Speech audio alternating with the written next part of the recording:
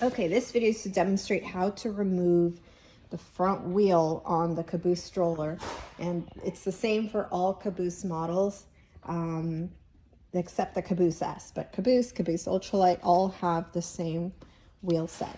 So all you're going to do is look in between the wheel. There's a plastic housing here. In the center there is an opening. When you press inside, you'll feel like a plastic tab. All you want to do is you want to push on that tab and then pull the wheel at the same time.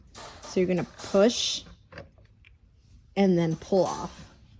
To install the wheel, you're simply going to insert it right back into that bar and you feel the click, and now it's locked again.